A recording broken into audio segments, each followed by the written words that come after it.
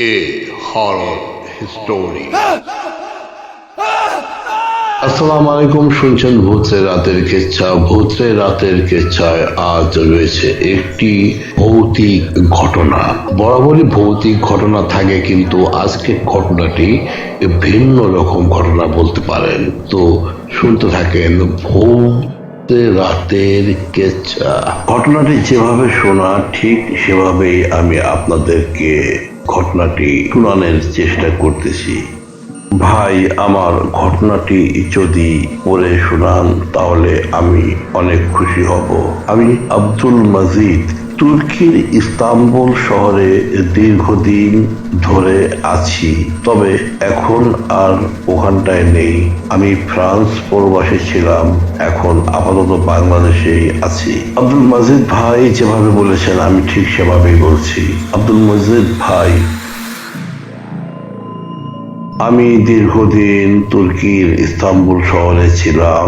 ওইখানটায় আমি থাকতাম একটা হোস্টেল ধাঁচের বাসায়, যেখানে একসাথে 12 জন থাকতাম। তার মধ্যে 3 জন বাংলাদেশি ছিলাম, আর বাকি লোক ছিল ইন্ডিয়ান এবং অন্যান্য দেশের। এখানে একজন পাকিস্তানি লোকও ছিল। আমি সেখানে সুবিধা মনে হচ্ছিল না বিধায় চলে গেলাম ইস্তাম্বুল শহরের আরেক এলাকায় একটি বাসায় একা থাকবো বলে চিন্তা ভাবনা করলাম। ভাড়াও যত সামান্য, কিন্তু ভাড়া কম হওয়ার পিছনে রিজন ছিল, কারণ ছিল বাসাটি অতীব পুরাতন। নিচতলায় ছিল দোকান 2টি, উপরে একটি কামরা, একটি বারান্দা আর পাখির ঘর। কিন্তু বাড়ির মালিক ওইখানে থাকতো না, বাড়ির মালিক থাকতো আঙ্কারাতে। তবে মাঝে সাঝে বাড়ির মালিক আসতো ম্যানেজার হিসাবে। নিচতলার নিচের যে দোকানে টাকা পয়সা পরিশোধ করতে হতো। একদিন বারটা ছিল বুধবার, আমি এক দোকানে 30 বস্তা সুতা আনলোড করলাম। সুতা এবং উল আনলোড করার পর গাড়ির ভাড়া টাড়া চুকিয়ে নিলাম। টাকা পয়সা নিয়ে বাসায় ফিরতে ফিরতে রাত 12:30 বেজে গেল। তবে সদর দরজা কেউ বন্ধ করতো না, কারণ 2টা দোকানের পাশ দিয়ে চিকন একটা সিঁড়ি উপরের দিকে উঠে গেছে। ওইখানটায় থাকতামই আমি একা। তড়ি ঘড়ি করে হাত মুখ ধুয়ে ফ্রিজ থেকে একটি মাংসর পুটলি বের করে ধুয়ে টুয়ে নানা রকম মশলা যা যা দেওয়ার দিয়ে কুকারে বসিয়ে দিলাম। দিয়ে আমি কাপড় আয়রন করতেছি আগামী দিন সকালে পরার জন্য।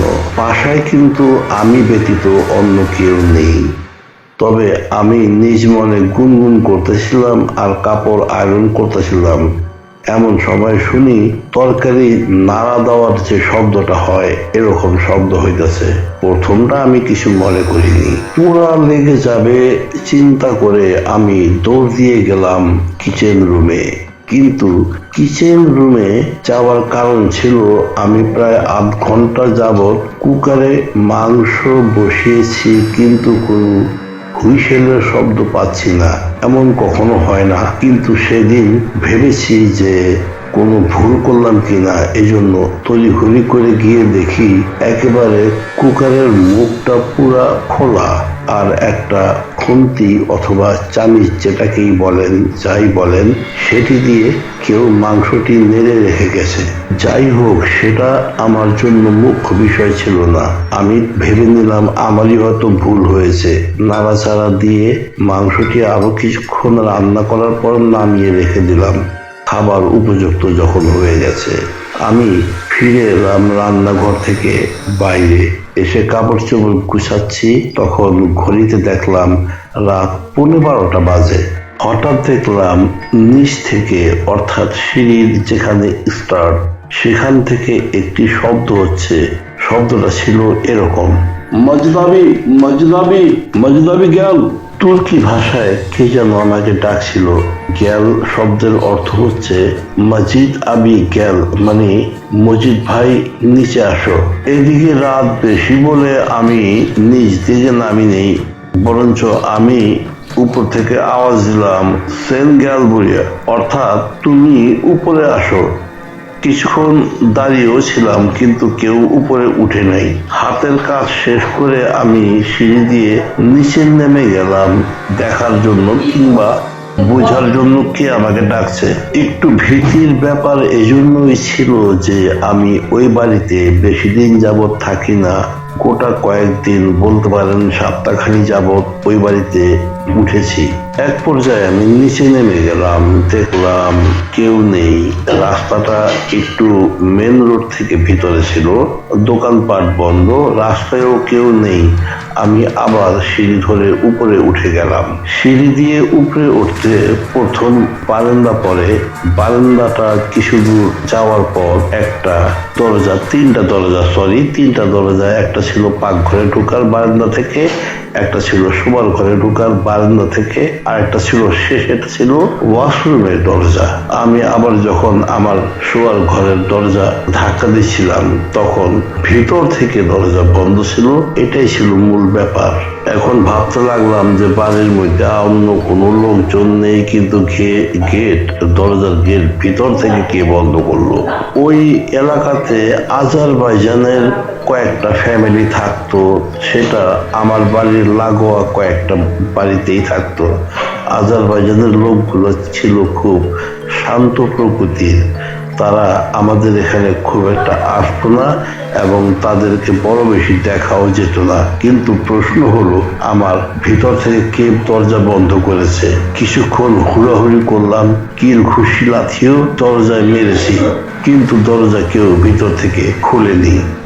এবার চিন্তা করলাম, জরিমানা দেওয়া লাগুক, দরজা ভাঙবো। এই ভেবে যেই জোরে একটা লাথি দিতে গেলাম, অমনিতে দরজা ভিতর থেকে খুলে গেল। সেই পা তুলেছিলাম লাথি মারার জন্য, দরজা খুলে গেছে বুঝে পা নামিয়ে ভিতরে ঢুকলাম। হুড়াহুড়ি করে ভিতরে ঢুকলাম, গায়ের জামাটা খুলে রাখলাম। তারপর পাকঘরের দিকে এগিয়ে গেলাম। পাকঘরের দৃশ্য দেখে মাথা গরম। পাকঘরের দিকে তাকিয়ে দেখি এক লোক মেঝেতে বসে আমার প্রেসার কুকারের মাংস নামিয়ে নিয়ে শুধু মাংস খাচ্ছে। আমি জিজ্ঞেস করব, কে তুমি? কয়েকবার জিজ্ঞেস করলাম, তুমি কে? মানে বাংলায় না, তুর্কি ভাষায় জিজ্ঞেস করলাম। কেমছেন? 3-4 বার জিজ্ঞেস করতেও লোকটা কোনো কথা বলল না। এবার লোকটি উঠে দাঁড়িয়ে বড় বড় চোখ করে আমার দিকে তাকিয়ে বলল, আমি এই বাড়ির কে? আমি বললাম যে এই বাড়ি আমার, আমি ভাড়া নিয়েছি। লোকটি আমাকে বলল, তুই বেরিয়ে যা, এই বাড়ি আমার। আমি তর্জমা করতে যাচ্ছি না, তর্জমা করলে অনেক সময় লাগবে, বিধায় আমি বাংলায় পুরোপুরি বলে যাচ্ছি। কি বলবো ভাই, এক পর্যায়ে লোকটির সাথে আমার ঝগড়া, হাতাহাতি, ধাক্কাধাক্কি হইলো। আমি চিন্তা করলাম এরকমটা না করে নিচে গিয়ে দাঁড়াই, হয়তো পুলিশের গাড়ি দেখলে দাঁড়া করব, আর না হয় লোকজন চেঁচামেচি করে জমাকু করব যে আমার ঘরের এই অবস্থা। কিন্তু একটা বিষয় ভাবা ছিল আমাকে, যে আমার বাড়িতে ও কোন পথ দিয়ে ঢুকলো? ঢোকার কোনো পথ নেই, যেহেতু চিকুন আকারের সিঁড়িটা দিয়ে আমি নিচে নেমে দাঁড়িয়েছিলাম সিঁড়ির মুখে। যদি কেউ ভিতরে যেত তাহলে আমি লোকটাকে দেখতে পারতাম। ফলের দোকানদার হাসান চালিস খান, সে তুর্কি স্থানীয় লোক, তুর্কির বলতে সেখানকার স্থানীয় লোক, তবে তুর্কি।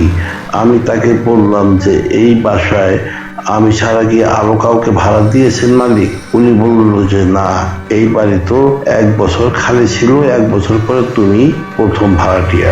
আমি পুরো ঘটনা বললাম, এমন ঘটনা। তবে হাসান চালিস খান আমার থেকে অন্তত 10-15 বছরের বড় ছিল বয়সে, নামাজি লোক, ধার্মিক লোক ছিল। হাসান চালিস খান, তাকে নিয়ে আমি যখন বাসায় ঢুকলাম, ঢোকার পর দেখি কোনো কিছুই আমি যা দেখলাম কিছুই হয়নি। আমার কুকারের পাত্রটা চুলার এক সাইডে রাখা আছে এবং আমার যাবতীয় জিনিসপত্র ঠিক আগের মতো ছিল, কোনো নড়চড় হয়নি। দরজা খোলা আছে যেমনটা আমি রেখেছিলাম, এবং হাসান চালিস খান এসে দেখলো সবকিছু স্বাভাবিক, কোনো লোক নেই। হাসান চালিশ খান আমাকে সান্ত্বনা দিয়ে চলে গেল যে খেয়ে দিয়ে ঘুমিয়ে থাক। পরদিন সকালে যখন নামলাম, নেমে আমি গাড়ি বের করার আগে আমি হাসান চালিশ খানের সাথে কথা বললাম। হাসান চালিশ খানের একটা বেকারি ছিল।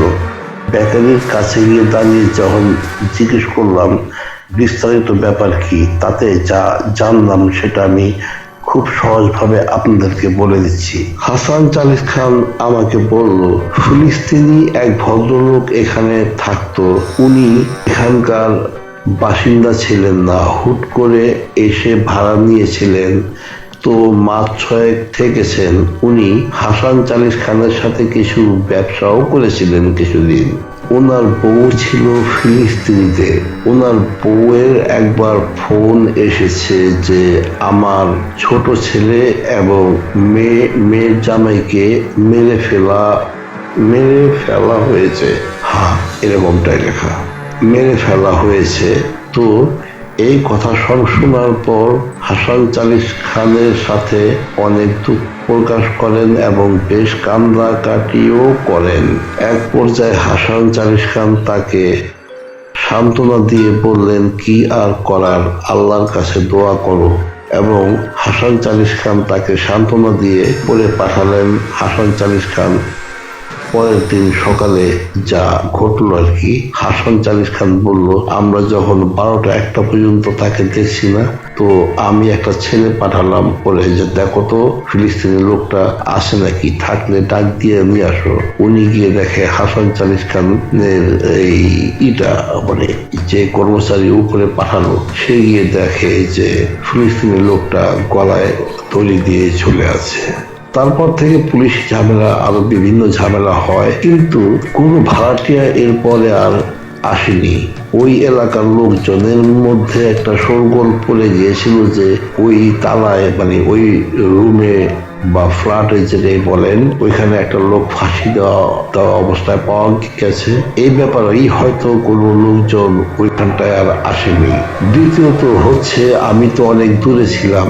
আমি বাংলাদেশ থেকে গেলাম আজ 13 মাস আগেও ছিলাম, কিন্তু তুর্কির অন্য প্রান্তে ছিলাম, ইস্তাম্বুল আদানার মাঝামাঝি একটা জায়গায়। যাক, সে সমস্ত কথা। তবে সেটা ছিল ভৌতিক ঘটনা এবং এই জাতীয় ঘটনা আমার সাথে আর কখনো ঘটেনি, সেটাই ছিল প্রথম।